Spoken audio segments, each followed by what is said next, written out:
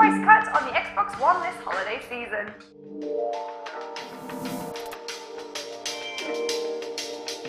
So the Xbox One has just gotten a $50 price cut in the US, and ostensibly that puts it cheaper than the PS4 for certain bundles. So as long as you're getting it without Kinect, all Xbox Ones are going to be cheaper than PlayStation 4s, even if you're getting it with a bundle.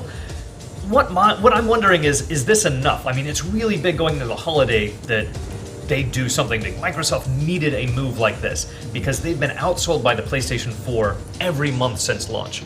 Is this going to be enough to finally get them in that #1 spot, to get them to sell more than the PlayStation 4 as we go into the holidays? What do you guys think? Like, I was not going to buy an Xbox One. Like, there's no, like, I just never owned an Xbox, didn't really feel like I wanted an Xbox One because, like, I'm not big into Halo, which is, like, a huge exclusive, right? Mm-hmm.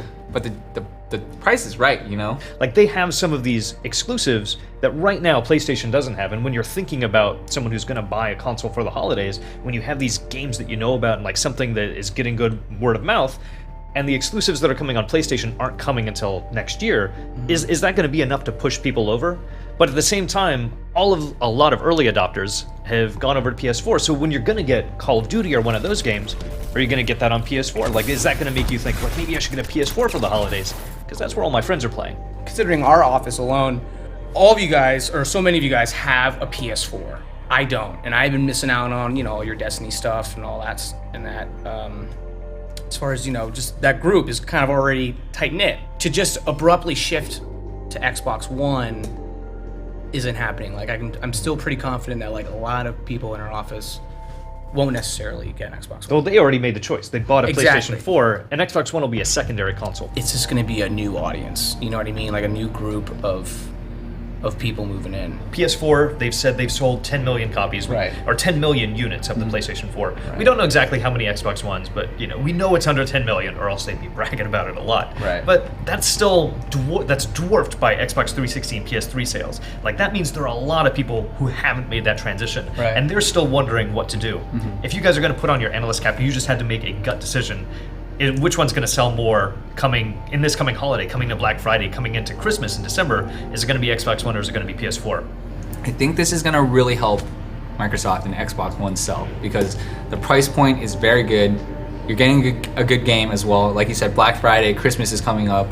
It's another one of those things as a parent, I'm shaving $50, man. I'm shaving $50. Totally. That's a lot. That's another game. That's another controller. That's a lot of things, Right. That those are factors for a lot of people, for like a lot of people. So I don't think they're gonna maybe make up the gap that might be there, but this is a strong push, a very strong push by Microsoft here. It makes me feel better. It makes me feel better that, like, I've always known I was going to get an Xbox One, so now, I can count on a lot more people, potentially, some of my good friends picking one up. Does Sony need to answer this? Do they need to do anything? Or, like, to me, this is enough. Like, this makes it an exciting race.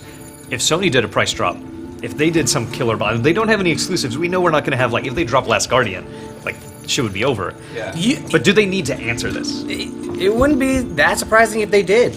Like, They'd be like, 2 games. yeah, exactly. That's it. Exactly. That's how I would feel. I feel that, like, if they would do something to either be like $340, or, like, you know what I mean, something kind of almost petty, like you do something petty in an argument. You're like, Right. yeah, I'm gonna one up you.